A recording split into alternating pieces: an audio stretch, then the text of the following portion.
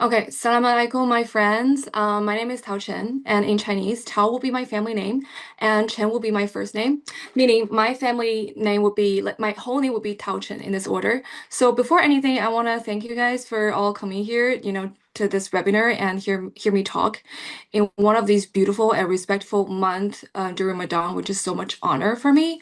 And I can't wait to share with you some of my most private thoughts for today's topic, a dialogue between Islamic thoughts and the Chinese thoughts.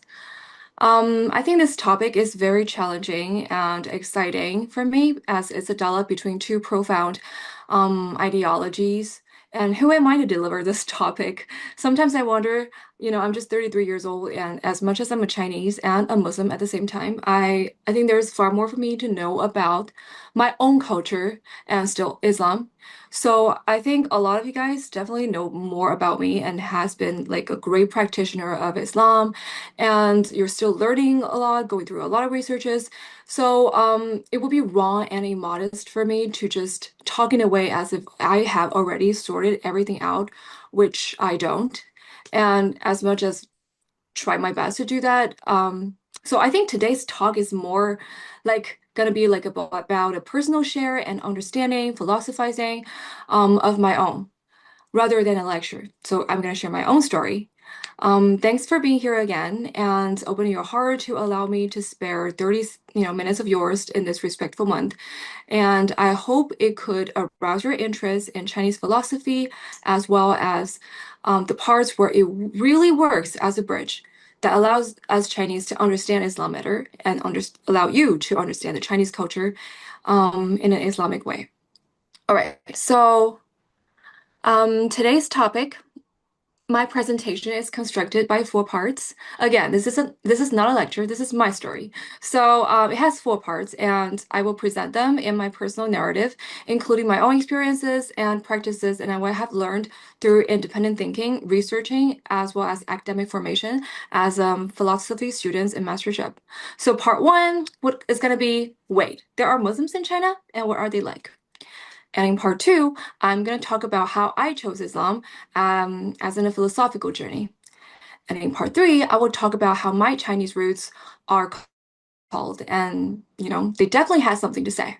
And in part four, I'm going to talk about what does it mean for me, a universal Islam. So let's begin. Okay. This is where I grew up.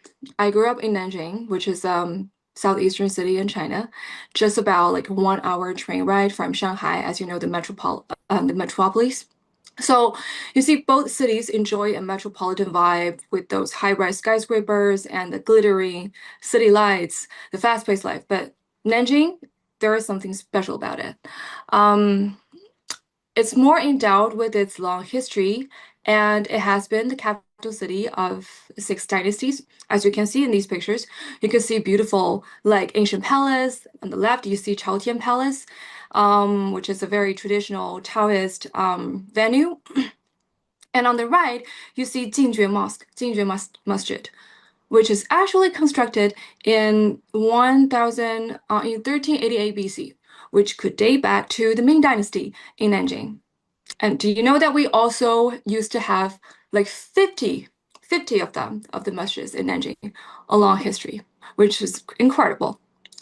And are you also aware of the fact that there are about like 70,000 Muslims in Nanjing? Let me show you the picture. This is actually not a picture taken in Nanjing, but taken in northwestern areas, as those like Muslims appear in a more traditional way with the hats and stuff. But here, like in Nanjing, you will not see people like that anymore. Although they're Muslims, they don't show by their appearance, so you cannot tell the difference between the Muslims and the non-Muslims. They all look the same. They all dress the same. But I'm just giving a picture for you to see that to prove that there are Muslims in China and in my city also, and we're called the Hui. So, who are the Hui? Let me explain it to you. You see, China is a country where Islam has taken its root and developed. And in northwestern parts of China, that's the picture I've showed you. You even find more Muslims that live collectively and lead a lifestyle that's completely Islamic, slow pace, all about worshiping God, and less productive economically, or less industrial, as you might say, as is encouraged in modernity. So many Muslims in China call themselves Hui. And what does that mean? Well, you see, during the 13th century, when Mongolian troops swept westward, large groups of Muslims, they moved from Central Asia, Persia, and Arabia areas. They moved from there and they were forced or voluntarily migrated to China. So they came as artists, they came as traders, scholars, or soldiers. And a long history, they went on marrying the local hands, the local Chinese people. So the exotic traits on their appearance gradually, faded off, but the faith and traditions of Islam took roots in China. So in essence, I would say like Hui began as a label for these foreign Muslims, but eventually they evolved in in our own ethnic identity with the Hans, with the Chinese, with the local Chinese. So it's like Hui is a people that's born between two worlds, you see, the Islamic and the Chinese, and they put it together. So I myself, I'm also a Hui, but you will not see any like for exotic appearance on my face. I'm completely Chinese. I look completely Chinese, but I'm still a Hui, as you can see from my ID card. As every Chinese, we have like an ID card with the picture and ethnicity, your name and your address and everything. So I get that. What does that mean? That means I get like 100 yuan from my community for beef bonus, as we don't eat pork, so we get like 100 yuan per household, not per household, per individual, yeah, in the household. So, and I also get like 5 points added to my college entrance examination, which means a lot. You put a lot of students behind with that 5 points. So that is all because I am a minority and the government obviously, this shows more care. So, I grew up in a Hui family. Let me show you the picture. Yeah, when I was little, I remember I see my grandma leaving home at like 5 p.m. and coming back at 8 p.m. This will be my grandma and this is my grandpa. They're both on my mother's side. They're local like Nanjing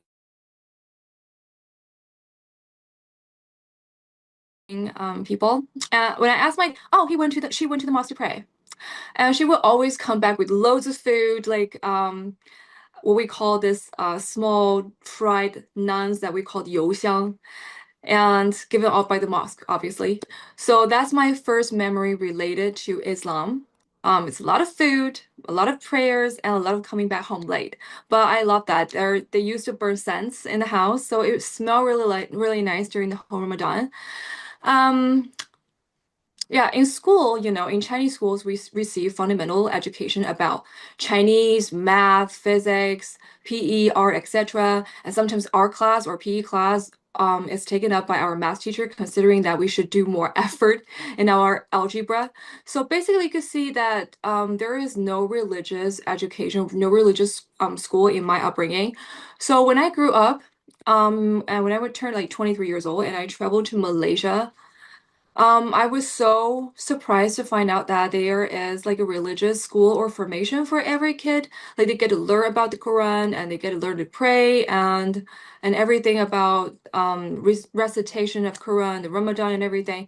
But as a kid, brought up in my own hometown, I only knew that I was a Hui, and I would get like 100 yuan extra for my beef bonus and 5 points more for my college entrance examination. That was me. That was my upbringing. So that's it. I knew nothing about God or Allah. I know, prophet, the name of the prophet.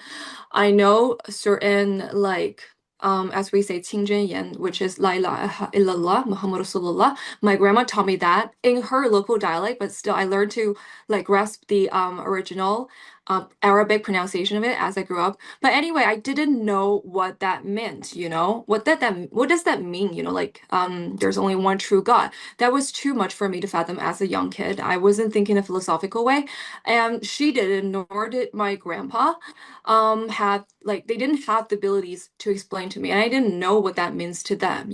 So, you see, when they were little, they didn't receive religious education either. They found their ways to Islam in the mosque because they got curious of their identity and Another reason would be they get old, and when they get old, they want to know more about where's the hereafter, where they're going after they pass away. That's obvious. So they found their like religion back in a way in the mosque by pushing themselves in the mosque, somehow someday. They just had this thought in their mind. Yeah, so my grandma started praying when she after she turned like 45 or 50 something, I don't remember. So they knew they were Hui, they knew Islam very vaguely, and they saw themselves as Muslim completely. All right, completely. Now, what about my parents? Good questions, huh? Well, my parents that are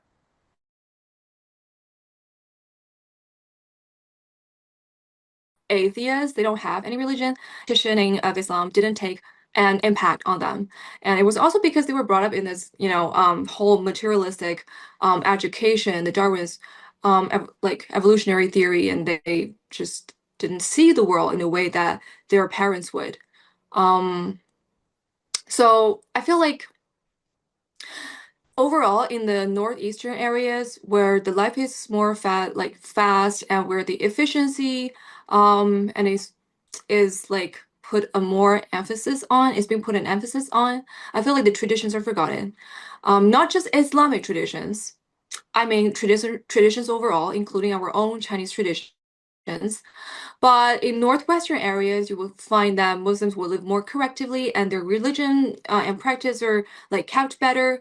So how did I become a Muslim in this upbringing in Nanjing, where I didn't receive any like um, religious or philosophical? It's a very important topic of today, which is the core part.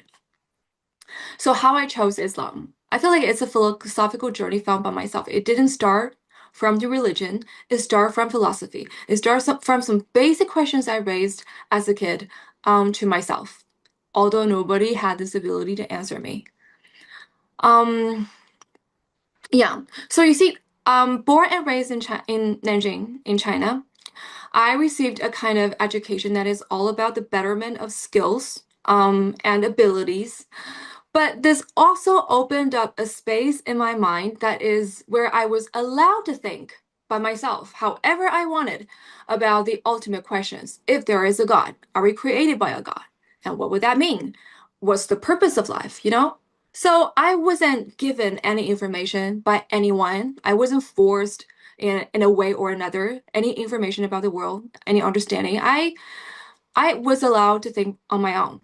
So I didn't go for any religion in the beginning because they provide an answer. And what I wanted was not an answer. What I wanted was a map where I could explore freely by myself. So I went for philosophy.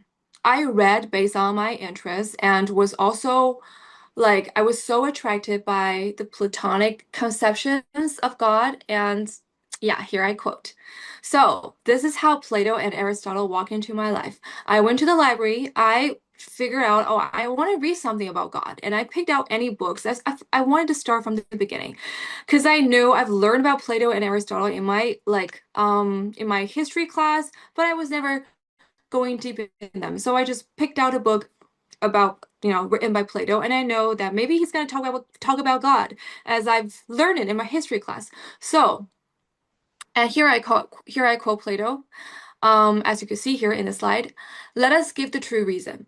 God is in no wise and in no manner righteous, but utterly and perfectly righteous. And oh, sorry, I misread.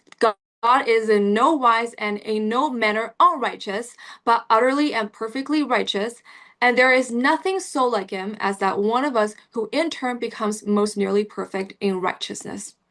All right. I was also taken by the Aristotelian conception of God as the unmoved mover. So here, this is a little bit difficult to understand. God is the unmoved mover for Aristotle, which was the cause of all matter and motion, but was itself uncaused. He didn't cause himself. He was just there.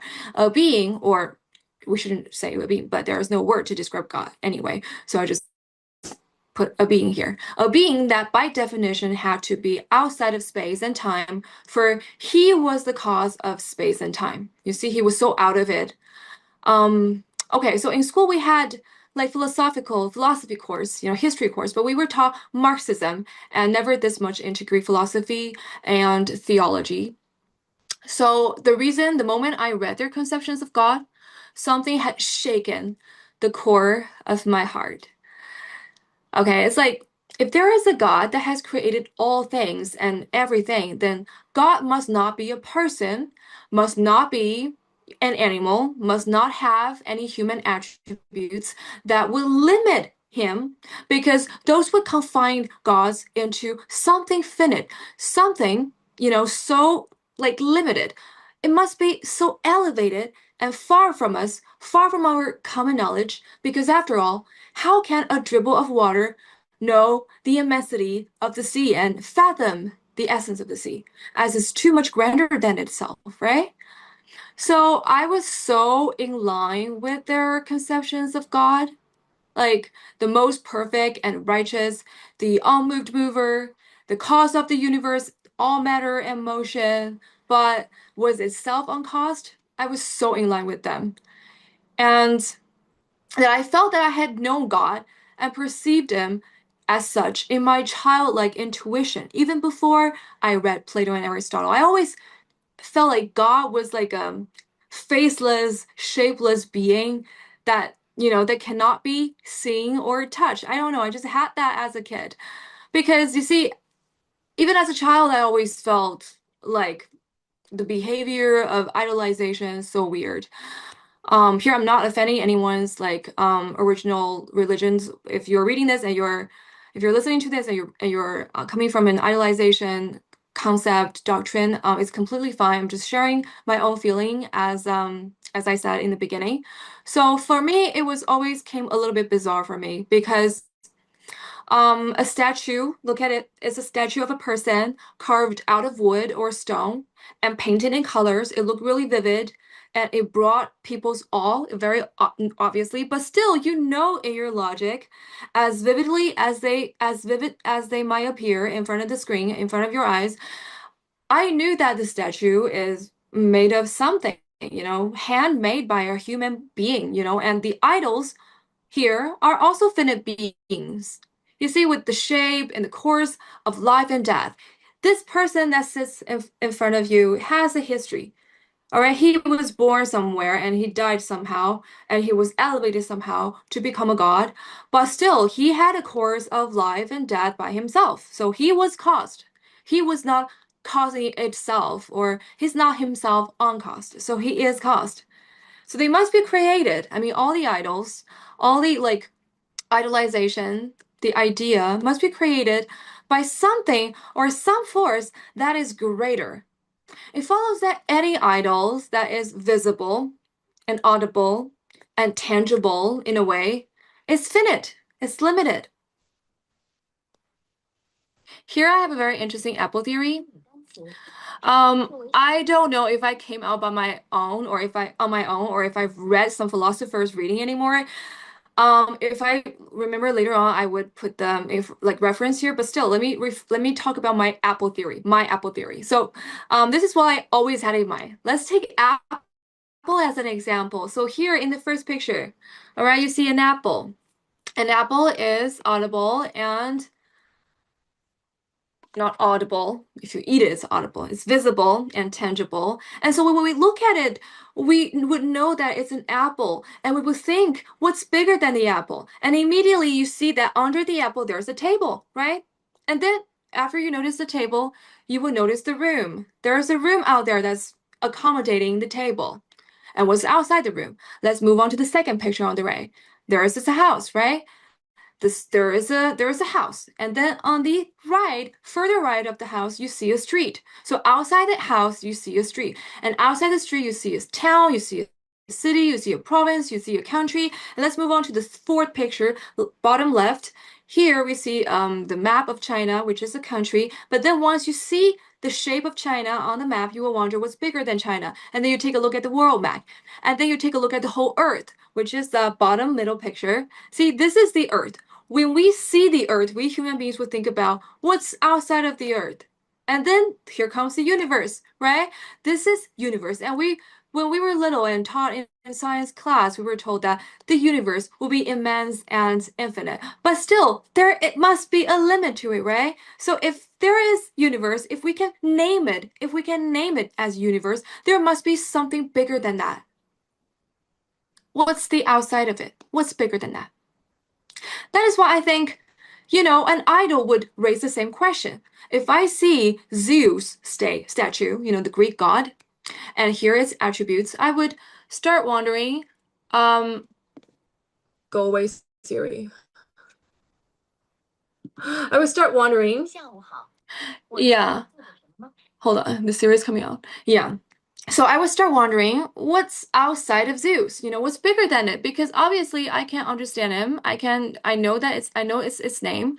So there must be something that is bigger than Zeus. So Zeus cannot be causing itself, right? So I feel like the creator of the world, according to me as a young child, if there is any creator of the world, then he must be free of all human attributes. He must be the most perfect, the cause of itself, indescribable, invisible, inaudible, intangible, far from my little understanding. If I can ever grasp a concept of God so easily with the course of love and death, with human attributes, he's such, then I would say, there must be something bigger than that. So of course I acknowledge that sometimes people have said that they have experiences that prove that their idols are real. Like if you worship an idol of fire, and maybe if like there is if there's a fire in your house, by praying to it, you magically realize that the fire is put out. I'm not denying what they experience. The world is so like um magical in its own way. I'm just saying that what I feel is that it's logically wrong. How can you worship an idol that is somehow or in some way finite? Like it was this philosophizing that had taken me to Islam. I feel like if there is a God, then he must be at my logical end. All right? He must be in the logical way, incomparable. So here comes the thing.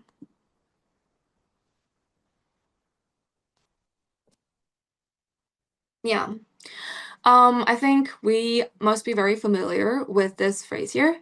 So when Moses, and I want to quote this part of Islam. When Moses came at the appointed time and his Lord spoke to him, he asked, "My Lord, reveal yourself to me so I may see you." And Allah answered, "You cannot see me, but look at the mountain. If it remains firm in its place, only then will you see me." And when his Lord appeared to the mountain, he leveled it to dust, and Moses collapsed unconscious. And when he recovered, he cried, "Glory be to you. I turn to you in repentance, and I am the first of the believers."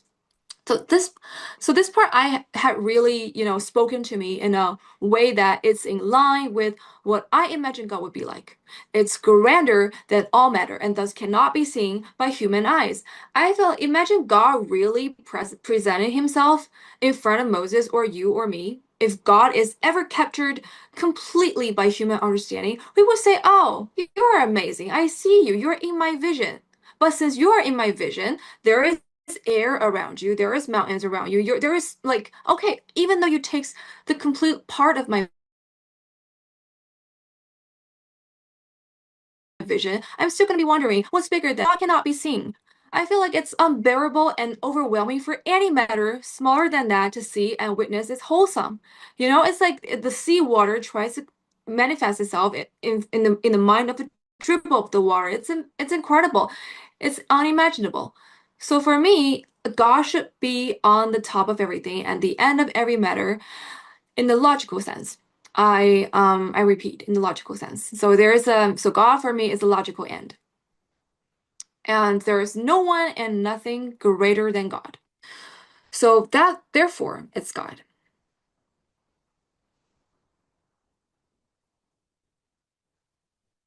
Okay. So this part of Islam, this description of God, is cosmology, which means the study of the universe, its nature, cosmology. This part of cosmology was what made me feel so right about it. You see, there are parts which I couldn't and still find difficult to understand. For instance, I'm constantly asked by my fellow Chinese friends who know a little bit about Islam, but not all, um, about how I view the description in the Quran where a man can strike a woman and marry four wives. And I always feel so tired explaining, not because I know exactly why, but because I feel like modernity and its education have also shaped me in a way that I would find these terms, these parts in the Quran, hard to fathom. And according to certain people, scholars, like these parts in Quran or any text in history should be read or studied in a way, in a contextualized way by analyzing the time and area they were written or revealed, in our case. That being said, however these parts might be contextualized, or however I find these parts difficult to understand from my point of view, the cosmology part always feels so right for me. There is only one God, and he doesn't need any matter for its existence. He's infinite and almighty, whereas we're finite and we're bound to him, we're in need of him. As a young kid, I always felt that way. I didn't understand all parts of Quran. I still need to study more, but this part, I'm strictly in line with them. So I just feel like, should I call it an instinct? Do every kids have that kind of feeling when they were little? Well, I don't know. Do I think that everyone who is allowed to freely explore about God will have the same realization? I think it's hard to say, and it's unfair to say so. And not everyone spends their time thinking about God and relations about them. Some do, and some people focus on self-care, and some people are just more like they want to achieve goals career-wise. So you see, Allah gives the world, different people. The world is made up of people with different natural calls, natural instincts. So maybe I do have the instinct in thinking about these kind of issues, but I realize it's more than that. You see, it's like it's somehow in my life when I realized that it's my Chinese um traditions, my Chinese thoughts that brought me closer to the conception of the perfect God. Not just the instinct, it's the Chinese thoughts that brought me closer to the unmoved mover, the perfect righteous God. It's the Islamic God, Allah. So here comes the third part. You see, I did the master in philosophy in the University of Granada. And I did that with the pure intent to understand more about God from a philosophical point of view. I'm really grateful for the help that I received from all my teachers and tutors because I was the only Asian in class. I was the only Muslim. Even though I have like greatly um taught myself a great deal of philosophy while I was in China, studying in the library and reading and everything. I still struggled while everyone nodded along, because I came from a completely different tradition and doctrine of life, so my different mindsets. So I want to express my like gratitude specifically to my professor, the professor emeritus, Juan Antonio Estrada, the professor that taught me the class, philosophy of religion, and Professor Ruiz Callejon, Encarnacion Ruiz Callejon, who is my thesis tutor. Um, they both have encouraged me greatly to seek connections and even try to be the bridge between Islam or Christianity and the Chinese philosophy, the Western thoughts and the Chinese thoughts, and they both said one way or another that Chen, there is so much in your culture and traditions, and we Westerners don't know much about them. So, and with what you'll have learned from here, go back to your culture, go back to your country, and study it further and see what you can do to make a dialogue happen, to make people that stand in different worlds, different parts of the world, to understand your world better. So here I want to share with you some of the most insightful Chinese thoughts that, in my opinion, would actually work as a bridge for Chinese Muslims like me to understand and accept Islam in an easier way. And that would also work as a bridge for Muslims from all over the world, from other cultures and traditions, to better understand and grasp the Chinese philosophy. which is all uniqueness of both language and origin of culture. So here we see a picture. Yeah, there are two snake like people, two persons with snake tails. And you see this is like on the right part, it's a guy with a snake tail and it's called Fuxi. And on the right, it's called Nuwa. All right. So the history of China is considered to begin with Fuxi and his sister and wife. Fuxi is a cultural hero in Chinese mythology, credited along with his sister and wife, Nuwa, the woman on the left, with creating humanity. You see, they're depicted as a divine being with a snake body, a serpent's body, and they're said to have occurred in the 29th century before Christian. And he is also said to be the originator of Bagua, the eight trigrams, um, like this. This is the eight trigrams made by linear symbols that were both simple and synthetic at the same time. You see, how can the world just be constructed with the broken lines and the solid lines? Well, it's so synthetic. Let me explain to you.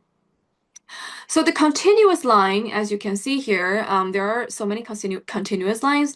They represent the yang energy, all right, the active, as we always hear that from the Western explanation, the yang energy. It means the active. And the broken line, the one with the breach in the middle, it means yin, which is the passive. And they both proceed from a sort of polarization of the supreme unity. You see, here is the one, and it polarizes itself into the yang and the yin, the balance, all right?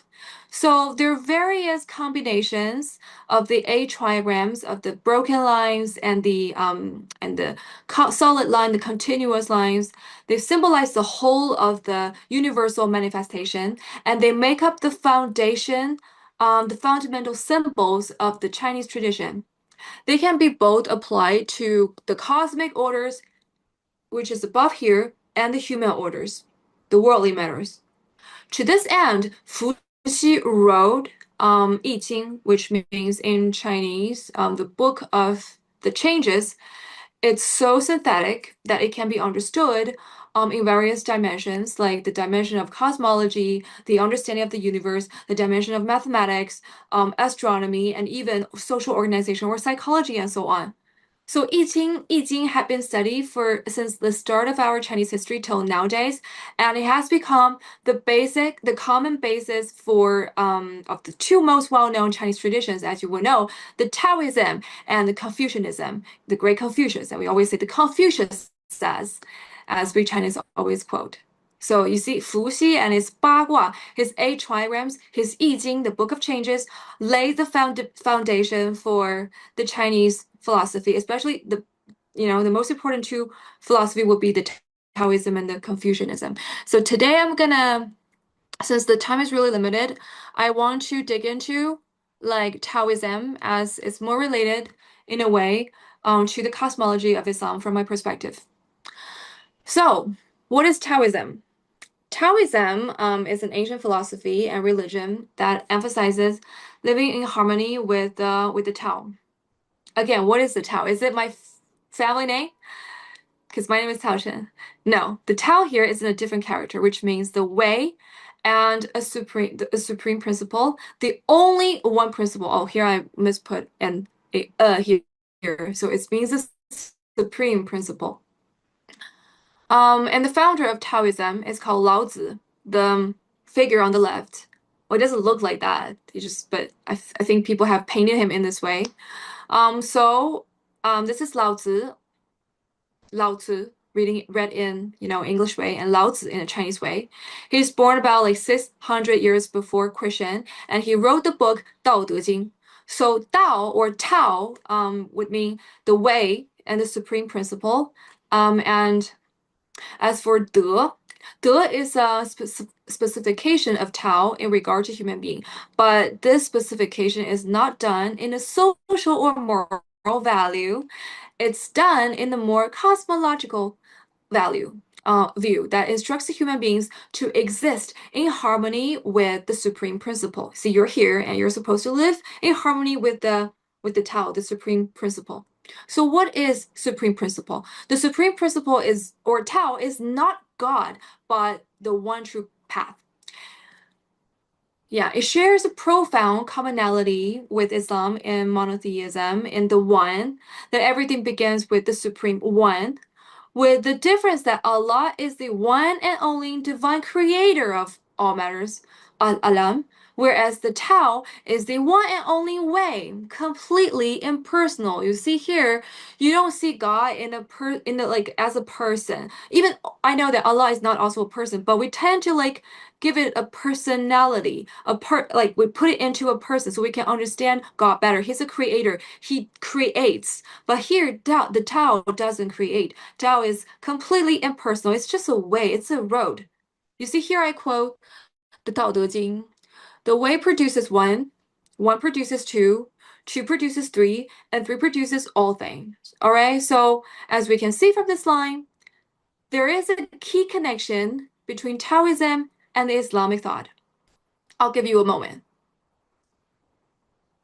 Yeah, which is that I'm gonna give the answer. In Taoism, all matters come from the Tao, and in Islam, all matters and Al-Alam is created by Allah. The differences here lies in the verb. All right, as you can see, I put here, Allah creates and Tao begets. Tao causes, but does he create? Does he like want to create? It's not mentioned here.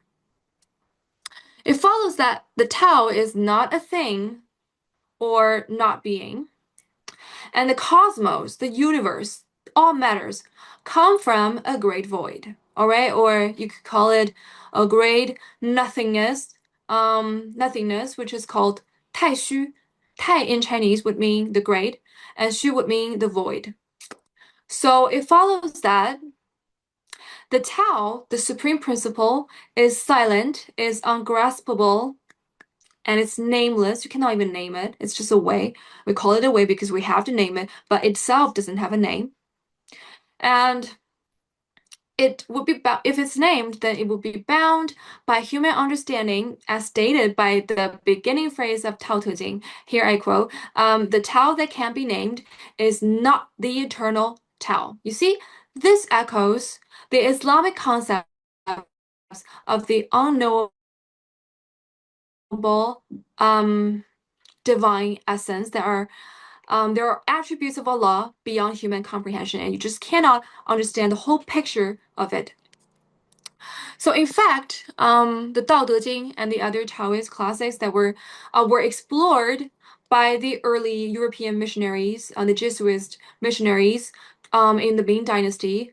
I said it wrong. The Ming Dynasty was like after Christian, not before Christian. I think I said it wrong in the beginning of our presentation. But anyway, so the missionaries' primary job was to build connections between Taoism and their Christianity in an attempt to prove that, oh, there is a universal value of Bible.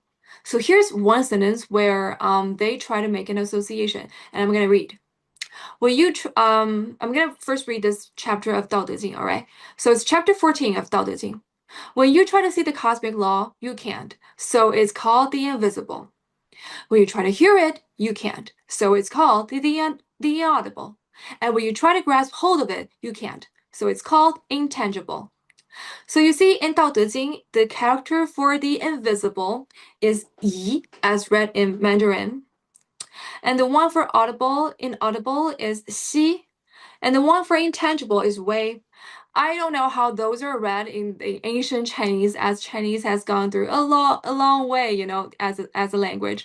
But the French Jesuit, Joseph Henri Marie de Prémare, from 1666 to 1736, he has claimed that these three Chinese characters, xi, yi, wei, when pronounced in ancient Chinese, produces a similar pronunciation of Yahweh when they're combined, which is the personal covenant name of God in the Hebrew Bible. You see, represented by the four Hebrew letters, as I put here, transliterated as YHWH in Latin alphabets. So this is an example of how the French missionaries aimed to Christianize Taoism. All right. Personally, when I found out about it, I immediately like associated Yiwei with the story of Moses, with Moses' experience of trying to see God and he couldn't. Although in this case he did hear God, but see the logic applies the same here. He could not see him or touch him. And in a Taoist perspective, it's because if you can see the eternal, the infinite, and the supreme one, then it's not the internal. It stops being the infinite. It stops being the supreme. So, going back to the examples of the Christians' effort of Christianizing Taoism, what have I learned from it? Well, first of all, in my opinion, I'm not suggesting that Christianizing Taoism is justifiable or that Islam or the Islamic scholars should try to do the same. But no, not any of that. But what I've learned from it was that when it comes to the dimension of cosmology, as I put here, Taoism shares metaphorical similarities with religions of revelation, Judaism, Islam, and Christianity. And both Islam and Taoism reveal a mysterious and profound ultimate reality. This is what I have learned from it. So far, we've mainly covered the concept of Tao. And now let's take a look at the concept of 德 or 德. So what does it mean? It means the manifestation of good virtues that arises when a human being lives in harmony with Tao, the supreme principle that is above there. It's a natural way that Tao expresses itself through an individual human being. So, if you act in harmony with Tao, you will naturally manifest good virtues, right? So here comes another great concept in Taoism, an existential and ethical dimensions, which is 无为. If you're interested in Chinese philosophy, you might have heard it somewhere. 无为, 无 means no, and 为 means action. So it literally means non-action or effortless action. You might have like seen Bruce Lee's, the Kung Fu actor, the great philosopher. I love him too. You might have seen Bruce Lee's interviews. In one of them, he has said, one should be water.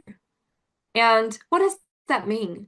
By that, he meant that like water, one should go with the natural and graceful flow of life, accepting its challenges and adapting to the changes flexibly rather than doing too much or making too much effort in response. All right.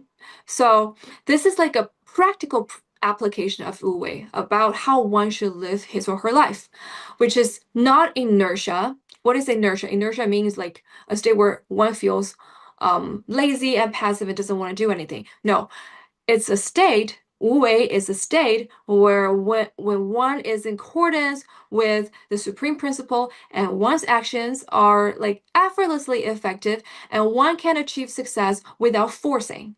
So this is how an individual should live his or her life and how an emperor should govern its empire according to Taoism. And in my perspective, I put the whole graph here because I think it's so important. And if I say it verbally, it's going to be harder to understand. So let's just read it together. In my perspective, it mirrors the Islamic concept of submitting to God's will. You see, if you submit to God's will, you will live not only a good life, but also a righteous one. But still, it only mirrors. There are just so many parts where the two thoughts differ in this aspect completely. To start off, there is an obvious duality in Islam where God is the creator, the sublime, and is separated from its creations, which means as its creations, we human beings need to worship and obey him, sometimes sacrificing our own personal subjective desires as a commitment to follow God, which is what we are doing here in Ramadan. We're fasting, we refrain from excessiveness, drinks, over entertainment, pork, all in a desire or all in an effort to follow God. However, in Taoism, though Tao, the supreme principle, produces all matter, the fundamental activity of all matters is to act in harmony with it.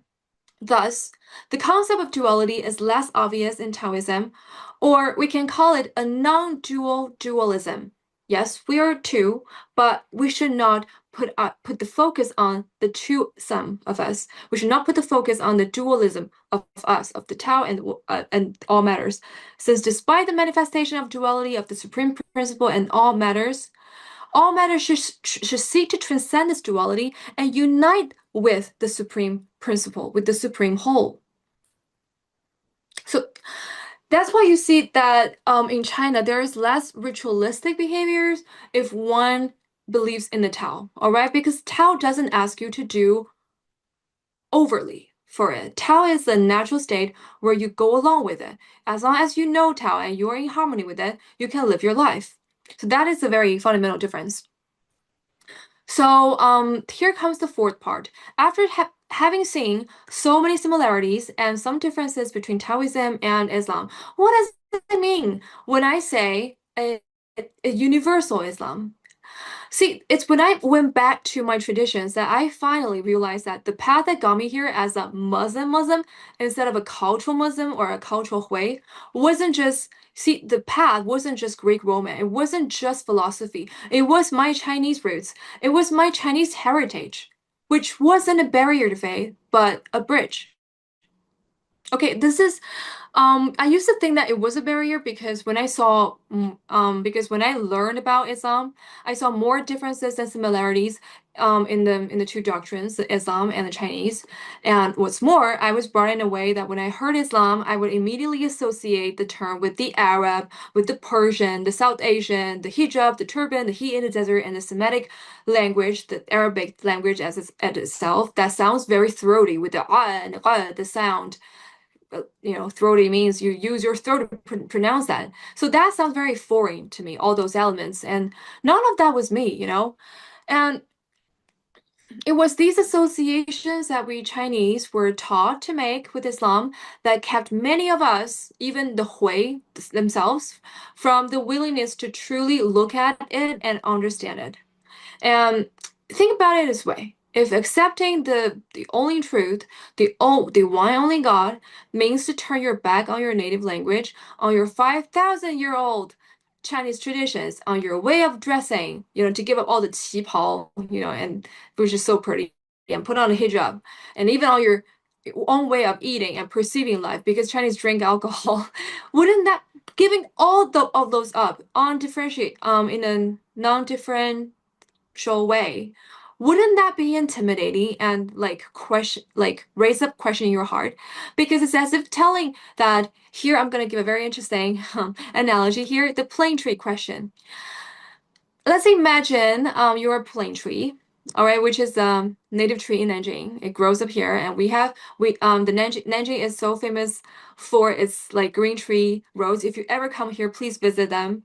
Imagine you are a plane tree native to Nanjing, and you have roots that are deeply rooted, in its soil. And it's like one day you're told, hey, stop being yourself. Stop being yourself, even though you have adapted to the soil for centuries. Stop taking roots, and you should try to be a cactus, a desert plant. And if you are told that, if you're told to speak cactus, dress cactus, and live cactus, because you're told that, hey, in there you find the truth, how does that feel? It feels like it takes so much effort. It feels like deep down we plane trees would refuse to do that because we have developed a set of rules and habits, and we have adapted to the soil for centuries. Like and that takes as much effort as a cactus would do to adapt to its land history. It's as if telling a plane tree, hey, it's wrong to be you. All your existence is wrong. It's wrong to born in this place. It's wrong to born in China. It's wrong to born in Nanjing. Be a cactus. Speak its language. Dress like it and live its life. Accept its truth. Accept its truth. Neglecting one's own traditions or even giving them up to adopt another truth or the only truth, Islam, or any religion or philosophy of life, as you call it, would be completely uprooting yourself, which would cause insecurity, discomfort, and even cognitive disorder. However, living a life and adopting the doctrines from the two worlds would also lead to mental chaos. We can't be both A and B, both plane trees and cactus, at the same time, unless we can find a standpoint where A and B, the plane tree and the cactus, share similarities. And onto those similarities, we grasp firmly and we give it a really nice try to mediate the conflicts and bridge the breach caused by their differences, however huge they might be. And this is what the Chinese Hui scholars have been doing generations and generations since the start of the Hui history. They study both Islam and Chinese traditional philosophy, as well as other doctrines such as Christianity, Buddhism, and etc. And they made an effort in building a cross-cultural communication so that we, the plane trees, who have chosen to draw nutrients from both the cactus soil and the plane tree soil, can stand tall in both worlds without uprooting ourselves. For me, that rootedness in two soils, that is Islam in a broader sense. So here, I want to give an example just for your interest. You see Liu Zhi or Liu Jielian, born in 1660 to 1739, was a Nanjing local scholar in Qing Dynasty, and he's considered one of the most prominent of the Chinese writers who attempted to explain the Muslim thought in the Chinese intellectual climate for a Hui Chinese audience by frequently borrowing terminologies from the Buddhism, the Taoism, the Neo-Confucianism, and aligning them with Islamic concepts. And I want to introduce like his famous book, 天方性理, or Nature Principle in the Direction of the Heaven, which is considered the authority referred to by Islamic related writing in China. So the length of today's talk would not allow me to get too deep into his writings as much as I wanted to. However, I think it would be a good idea to share his work with you guys, his name with you guys, if you're interested to know about this topic and want to do some further look at it. Okay, further look up. So here I want to end today's topic with a question that has stayed with me for a long time, and it comes from a friend of mine recently. Like, she was raised a Muslim, in not in China but in a different country, by family and by culture. But today she has become atheist. She would call herself an atheist, and this is the question that she has been asking herself for years. And me too. I have asked myself the same question, which is that if I had been born in China, would I be an atheist or a Buddhist or a Taoist? If I had been born in India, would I be a Hindu?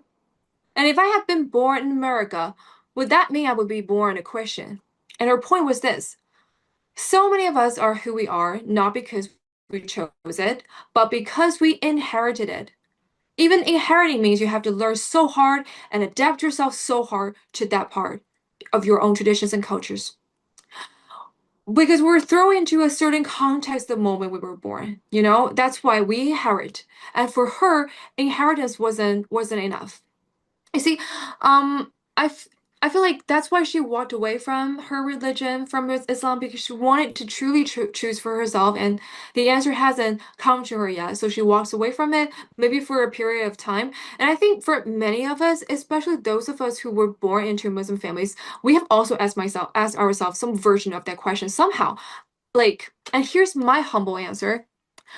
I've struggled for years in that, and I think here I can answer it in this way, if that would ever be like inspiring for you. If Islam is the only true path for all humanity, then it cannot belong to any one region, any one people. It cannot belong to any one culture, any one language. It cannot be the Arab, it cannot be the Persian, it cannot be confined to the desert or the turban or the throaty sounds of a distant language, a distant tongue. And if it is truly universal, then it must be recognizable everywhere. And that means our cultures, our Chinese culture and your culture, all of cultures are not barriers to faith, to knowing the one true God. There are ladders, different ladders climbing toward the same light, different soils reaching for the same sun. And my Chinese heritage is not something I have to leave behind to be a good Muslim. Instead, it is a very like it is the very ground that allows me to see Islam in my own way, with my own roots, standing tall in two worlds. That will be all for today's topic. And again, this is all my personal sharing. If you have any further interest in looking up for more information, you're more than welcome. And thank you so much for hearing this talk again in this respectful month of Ramadan. And I all hope you to spend a wonderful time today. Thank you so much. That will be all